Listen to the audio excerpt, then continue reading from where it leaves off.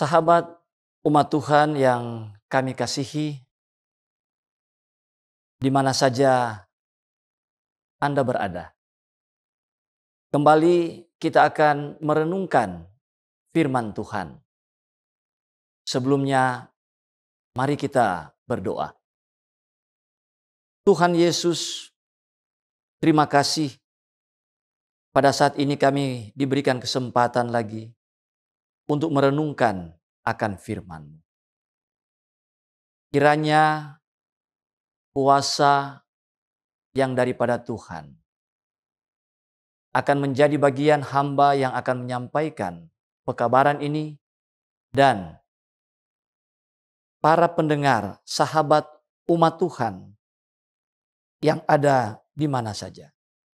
Biarlah berkat Tuhan menjadi bagian kami. Berfirmanlah, kami sedia mendengar. Dalam nama Tuhan kami Yesus Kristus, kami berdoa dan bersyukur. Amin. Senang sekali pada saat ini kita boleh diberikan kesempatan untuk merenungkan akan firman Tuhan. Saya beri judul firman pada saat ini adalah pandanglah dan hidup. Bangsa Israel dalam perjalanan mereka menuju ke tanah Kanaan setelah mereka keluar dari tanah perhambaan tanah Mesir. Dicatat di dalam kitab suci, Bilangan pasal 21, ayatnya yang keempat sampai ayat yang ke-9. Ada satu peristiwa yang terjadi dalam perjalanan mereka ini. Pada pasal ini, dengan judul Ular Tembaga. Setelah mereka berangkat dari Gunung Hor, berjalan ke arah Laut Tebrau untuk mengelilingi tanah Edom, maka bangsa itu tidak dapat lagi menahan hati di tengah jalan. Apa yang mereka lakukan? Lalu mereka berkata, mereka melawan Allah dan Musa. Apa kata mereka? Mengapa kamu memimpin kami keluar dari Mesir, supaya kami mati di padang gurun ini?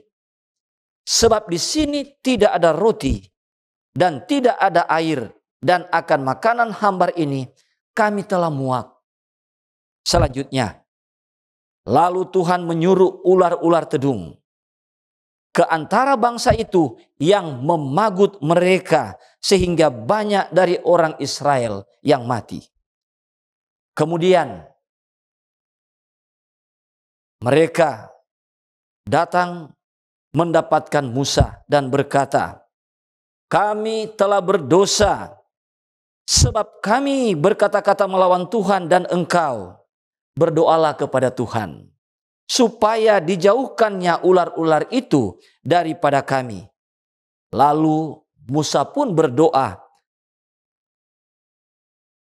Maka berfirmanlah Tuhan kepada Musa, buatlah ular tedung dari tembaga, dan taruhlah itu pada sebuah tiang. Maka setiap orang yang terpagut, jika ia melihatnya, akan tetap hidup.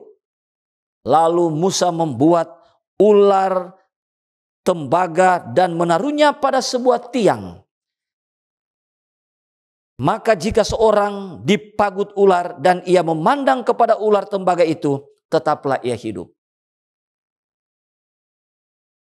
Bapak, Ibu, saudara-saudari sekalian, ini satu peristiwa dalam perjalanan bangsa Israel menuju tanah Kanaan. Mereka dikatakan ayat tadi telah bosan dengan makanan hambar. Mereka telah merasa muak. Padahal mereka sudah merasakan mujizat demi mujizat yang Tuhan berikan kepada mereka. Tetapi mereka merasa bosan. Kalau orang Manado bahasanya bilang sudah pastiu. Mereka telah bosan. Mereka telah muak. Akhirnya dalam catatan firman Tuhan tadi mengatakan, mereka apa? Mereka melawan Allah dan melawan Musa. Apakah engkau bawa Musa di tempat ini untuk mati di tempat ini? Mereka mengingat bagaimana di tanah Mesir mereka boleh menikmati makanan yang sangat lezat, yang enak. Mereka boleh menikmati satu kehidupan yang bebas. Saat ini mereka menghadapi satu penderitaan menurut ukuran mereka. Walau perjalanan mereka sejak keluar dari tanah Mesir, Tuhan telah menyatakan begitu banyak mujizat. Saat ini mereka melawan Allah dan Musa. Apa yang terjadi? Dalam catatan firman Tuhan, Tuhan keluarkan ular-ular yang berbisa dan memagut setiap orang yang melawan Tuhan dan melawan Musa. Apa yang terjadi? Banyak di antara bangsa Israel yang terpagut digigit ular yang berbisa. Mereka mati pada waktu itu. Akhirnya firman Tuhan berkata tadi, mereka menyadari dan mereka takut sudah banyak yang mati akibat digigit oleh ular tedung. Akhirnya mereka datang kepada Musa dan berkata kepada Musa di dalam ayat yang ke-7, kami telah berdosa sebab kami berkata melawan Tuhan dan engkau. Mereka menyadari dan mereka suruh Musa, berdoalah. Musa, berdoalah kepada Tuhan supaya dijauhkannya ular-ular itu daripada kami. Lalu Musa pun berdoa. Dan Tuhan tidak langsung menyembuhkan orang yang dipagut ular. Tetapi Tuhan pada waktu itu meminta Musa, Musa, buatlah ular dari tembaga. Seperti ular hidup, tetapi dari tembaga. Taruhlah itu pada sebuah tiang dan tempatkan itu pada satu tempat dan sampaikan kepada orang Israel. Barang siapa yang melihat ular tembaga ini, maka mereka tidak akan mati, tetapi mereka akan hidup. Hal ini dicatat kembali di dalam kitab Perjanjian Baru. Di dalam kitab Yohanes, pasalnya yang ketiga ayat 14 dan ayat 15. Yohanes 3 ayat 4 dan 15. Ayat yang sudah banyak orang Kristen hafal adalah Yohanes 3 ayat 16. Ternyata sebelum Yohanes 3 ayat 16 ada satu ungkapan ayat firman Tuhan, ada satu peristiwa yang pernah terjadi yang akan menguatkan ungkapan pada ayat yang ke-16. Dan ternyata itulah sejarah perjalanan bangsa Israel yang saya bacakan tadi dalam Bilangan pasal 21. Ayat yang ke-4 sampai 9. Mari kita perhatikan ayat ini. Yohanes 3 ayat 14-15. Dan sama seperti Musa meninggikan ular di padang gurun, demikian juga anak manusia harus ditinggikan, supaya setiap orang yang percaya kepadanya beroleh hidup yang kekal. Bapak, Ibu, saudara-saudari yang kami kasihi dalam Tuhan. Dari bahagian firman Tuhan di kitab Perjanjian Lama dan kitab Perjanjian Baru. Kalau pada kitab Perjanjian Lama, Tuhan menyuruh Musa buat ular dari tembaga dan tempatkan pada tiang, dan setiap orang yang melihat ular tersebut Mereka tidak akan mati, tapi mereka akan hidup. Di dalam perjanjian baru, Yohanes pasal 3 ayat 14-15, ayat itu mengatakan, Anak manusia harus ditinggikan, supaya setiap orang yang melihat dia, yang percaya kepadanya, akan memperoleh hidup. Dan bukan hanya hidup, tetapi hidup yang kekal. Satu hal yang luar biasa. Pandang dan engkau akan hidup. Bagaimana bangsa Israel boleh terhindar dari bahaya maut? Kuasa bukan ada pada ular tembaga itu. Ular tembaga itu adalah benda yang mati. Kuasa penyembuhan dan kuasa kehidupan bukan ada pada ular tembaga itu. Tetapi kuasa penyembuhan dan kehidupan itu ada di tangan Tuhan. Tuhan mau melihat apakah umat ciptaannya menyadari akan keberadaan mereka. Setelah mereka berbuat kesalahan, melawan Tuhan dan melawan Musa. Mereka datang kepada Musa dan berkata, Musa, kami sadar apa yang kami lakukan dan minta doa kepada Tuhan supaya Tuhan menjauhkan dari bahaya maut yang menimpa mereka. Bapak, Ibu, saudara-saudari sekalian, pelajaran apa yang kita bisa ambil daripada peristiwa ini? Ular yang dilambangkan oleh setan. Dalam buku Wahyu mengatakan, si ular tua, naga, adalah setan atau Lucifer. Dengan racun dosa, dia akan memagut setiap orang, sehingga orang-orang yang kena pagutan setan akan berbuat kesalahan dan dosa.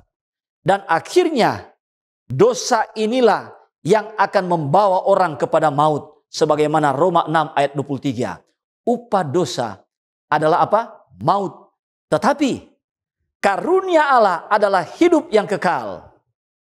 Kalau seseorang yang berbuat kesalahan dan dosa menyadari apa yang dia lakukan, dengan pagutan bisa dari musuh kegelapan setan, bisa dosa yang setan lancarkan kepada kita. Ingat, ada janji Tuhan. Dialah yang berkata di dalam Yohanes pasalnya yang ke-14 ayatnya yang ke-6. Akulah jalan, kebenaran, dan hidup. Yohanes 11 ayat 25 mengatakan, Akulah kebangkitan dan hidup. Setiap orang yang percaya kepadaku, ia akan hidup walaupun ia sudah apa? Mati. Saat mana kita berbuat kesalahan dan dosa, kita akan datang menyadari dan merendahkan diri di hadapan Tuhan. Mengaku kepada Tuhan kesalahan dan dosa kita seperti bangsa Israel yang datang meminta Musa. Musa, berdoalah kepada Tuhan agar supaya kami luput daripada bahaya maut. Bukankah kita juga, bila mana kita berbuat kesalahan dan dosa, datang kepada Tuhan. Firman Tuhan berkata, 1 Yohanes 1 ayat 9. Mari kita lihat apa yang dikatakan dalam kitab 1 Yohanes 1 ayat 9. Firman Tuhan berkata, jika kita mengaku dosa kita, maka Ia adalah setia dan adil, sehingga Ia akan mengampuni segala dosa kita dan menyucikan kita dari segala kejahatan. Orang yang berbuat dosa, yang datang merendahkan diri di hadapan Tuhan, yang mengaku kepada Tuhan dosa, maka Tuhan akan mendengar permohonan pengakuan dosa. Dan Tuhan sedia akan mengampuni. Dan dikatakan darah Yesus menyucikan setiap dosa dan kesalahan kita. Sebab tanpa penumpahan darah tidak ada pengampunan. Kalau dalam perjanjian lama dikatakan tadi, ular tembaga yang diangkat tinggi. Setiap orang yang kena pagutan ular akan memandang ular tembaga itu dan dia akan terhindar dari bahaya maut. Maka Yesus Kristus, dia dipakukan di kayu salib. Setiap orang berdosa yang memandang kepada salib Kristus, yang memandang Yesus Kristus yang telah mati di kayu salib, maka dia akan menikmati hidup. Bukankah kehidupan itu berasal dari Tuhan? Kadangkala dalam kehidupan kita, tidak bedanya dengan bangsa Israel tadi. Kita berjalan bersama dengan Tuhan. Kita mengaku kita orang Kristen, pengikut Kristus. Kita mengikuti Kristus, mengikuti Yesus. Namun, dalam perjalanan kehidupan kita, setelah menikmati berkat-berkat Tuhan, kadangkala kita mengatakan kita sudah bosan dalam kehidupan ini. Seperti bangsa Israel, makanan sudah mereka katakan hambar. Mereka sudah muak. Padahal makanan, minuman adalah pemberian Tuhan kepada mereka. Bukankah di padang gurun sulit untuk mendapatkan air? Tuhan memberikan kepada mereka apa? Air dalam setiap waktu yang mereka butuhkan. Bukankah di padang gurun sulit untuk mereka dapatkan makanan? Saat keluar dari tanah Mesir, Tuhan pun memberikan makanan mereka. Roti mana? Mereka lupa berterima kasih kepada Tuhan. Seakan-akan berkat Tuhan itu sudah menjadi biasa bagi mereka. Dan mereka merasakan itu sudah hambar. Mereka telah muak. Dan mereka merasa bahwa itu tidak lagi menjadi berkat, kesenangan bagi mereka untuk menikmati akan berkat-berkat Tuhan ini. Sehingga setan pun menggoda mereka. Setan pun bisa menggoda kita dengan mengatakan, hanya seperti inikah berkat yang Tuhan berikan kepada kita? Kita tidak merasa puas dengan berkat yang Tuhan berikan. Apa yang terjadi? Setan mulai menggoda kita. Dengan pagutan setan menggigit. Dengan dosa-dosa dan kejahatan, kesenangan dunia yang setan lancarkan kepada kita, membuat mata kita tertutup dengan berkat-berkat yang Tuhan telah berikan. Kita mengatakan, seperti sudah hambar berkat-berkat Tuhan itu. Tidak ada faedahnya lagi bagi kita. Seperti tidak ada kegunaan lagi bagi kita. Dan akhirnya, dengan berani, kita mau melawan Tuhan. Kita tidak percaya lagi akan firman-Nya. Kita tidak percaya lagi akan janji-janji Tuhan. Mengapa? Tuhan, kenapa hidup saya seperti ini saja? Kenapa hidup saya begini-begini saja? Seperti tidak ada perkembangan dalam kehidupan. Kita lupa bersyukur kepada Tuhan akan berkat yang Tuhan berikan kepada kita. Dan akhirnya kita berani melawan Allah. Kita tidak mau lagi mendengarkan firman Tuhan. Segala nasihat yang disampaikan, kita tidak mau dengar. Sampai mungkin kita berkata, apa guna lagi saya mau menjadi orang Kristen? Apa guna lagi saya mempelajari firman Tuhan? Apa guna lagi saya berdoa? Mengapa? Tidak henti-hentinya pergumulan saya dalam kehidupan saat ini. Pergumulan demi pergumulan saya hadapi. Seperti tidak ada jalan keluar. Tidak bedanya dengan bangsa Israel.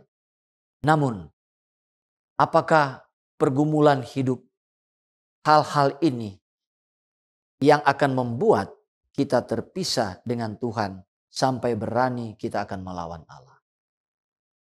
Kalau toh kita harus mendapatkan ujian dan penderitaan. Ingat, firman Tuhan di dalam 1 Korintus pasalnya yang ke-10 ayat 13. 1 Korintus 10 ini dengan judul perikop Israel sebagai satu peringatan. Dan dari ayat pertama sampai ayat ke-10 yang saya akan bacakan, dan ayat selanjutnya adalah perjalanan bangsa Israel. Kesukar sulitan yang mereka hadapi dalam perjalanan kehidupan mereka. Ayat 10 dalam 1 Korintus pasalnya yang ke-10 ayat 13. Ayat 13 1 Korintus 10. Pencobaan-pencobaan yang kamu alami ialah pencobaan biasa yang tidak akan melebihi kekuatan manusia, sebab Allah setia dan karena itu Ia tidak akan membiarkan kamu dicobai melampaui kekuatan. Ingat, penderitaan apapun yang kita alami itu terjadi akibat dosa.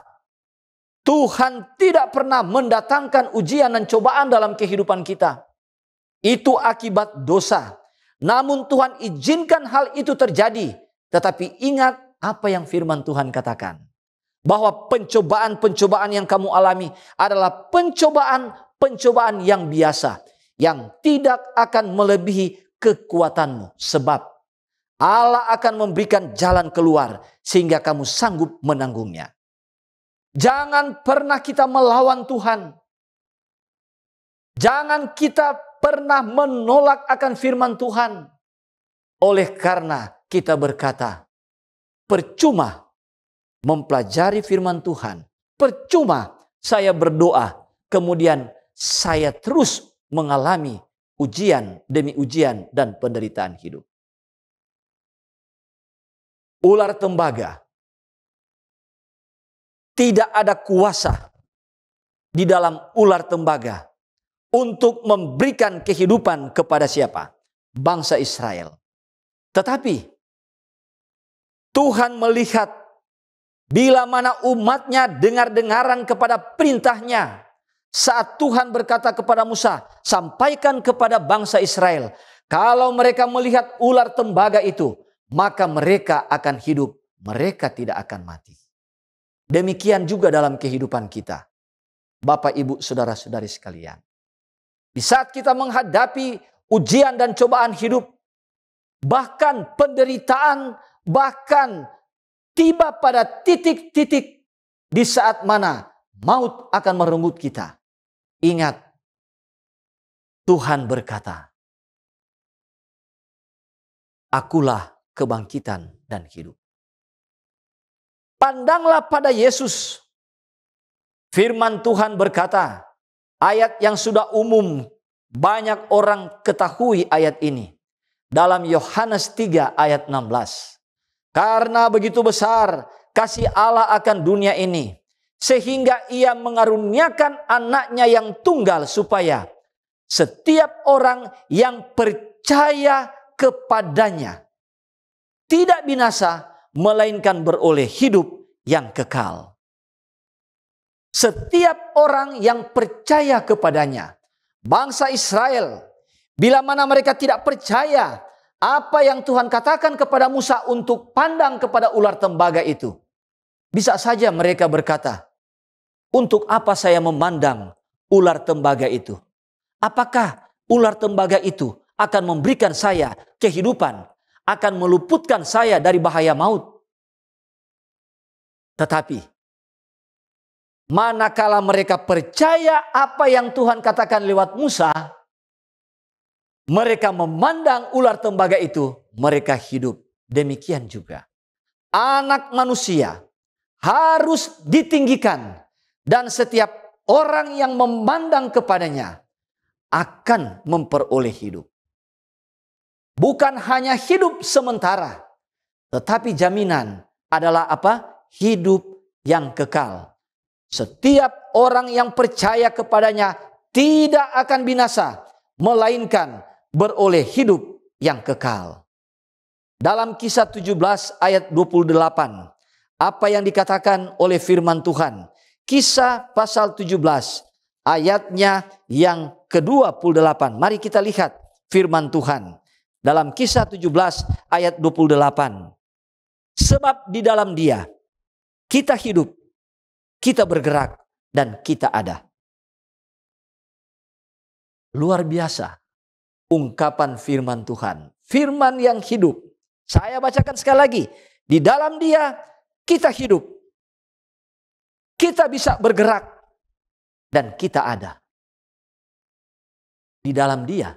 Jangan pernah kita katakan, ini karena saya. Siapa dulu saya? Tidak. Jangan pernah kita berkata demikian. Tetapi di dalam Dia, di dalam Yesus, maka kita hidup, kita bergerak, dan kita ada. Sungguh hal yang luar biasa. Jaminan yang Yesus berikan kepada kita. Di dalam Dia kita akan hidup, kita bergerak, dan kita ada. Sahabat, umat Tuhan, di mana saja kita berada. Kesimpulan daripada pekabaran firman Tuhan kita pada saat ini. Hal yang pertama adalah manakala kita digoda oleh musuh kegelapan, tujuan setan untuk membinasakan kita dengan rayuan, bujukan musuh kegelapan. Jangan pernah kita mendengarkan kata-kata setan yang berbisik kepada kita untuk melawan Allah. Setan tujuan dari awal, dia ingin menyamai Allah. Sehingga dia berontak kepada Tuhan. Jangan pernah kita berontak kepada Tuhan. Jangan pernah kita melawan Tuhan. Kita datang merendahkan diri di hadapan Tuhan. Kalau toh mungkin sudah terlanjur kita melakukan hal itu. Jangan putus asa. Ingat, kembali kepada Tuhan. Berdoa kepada Tuhan. Dan pandang salib Kristus. Dan kita akan hidup. Percaya bahwa Yesus adalah sumber kehidupan. Dia akan memberikan kita kehidupan yang kekal. Bila mana kita memandang salib. Bila mana kita memandang salib Kristus. Maka kita akan hidup. Dan jaminan bukan hanya hidup di atas dunia ini. Tetapi hidup yang kekal akan menjadi bagian kita. Apa yang harus kita lakukan saat ini? Jika kita hidup, baiklah kita hidup untuk Tuhan. Supaya kalau kita mati dalam Tuhan. Baik hidup atau mati, kita adalah milik Tuhan. Karena Yesus telah mengatakan, akulah kebangkitan dan hidup. Barang siapa percaya kepadaku, ia akan hidup walaupun ia sudah mati. Hendaklah engkau setia sampai mati, dan aku akan memberikan kepadamu mahkota kehidupan. Keselamatan Tuhan akan berikan kepada kita. Pandanglah kepada Dia dan kita akan hidup. Mari kita berdoa. Terima kasih Engkau sumber kehidupan. Kami boleh merenungkan firman Tuhan. Pengalaman bangsa Israel. Mereka telah melihat dan merasakan begitu banyak mujizat dalam kehidupan mereka. Tetapi semua mujizat-mujizat itu seperti tidak ada artinya. Manakala mereka tidak merasa puas dengan apa yang Tuhan telah berikan kepada mereka. Dan mereka ingin sesuatu sesuai dengan keinginan hati mereka yang tidak terpuaskan sampai mereka melawan Tuhan dan melawan Musa. Akhirnya mereka harus menghadapi satu konsekuensi. Dipagut oleh ular berbisa dan mereka mati. Akhirnya mereka sadar bahwa mereka telah berbuat kesalahan dan mereka minta Musa berdoa kepada Tuhan.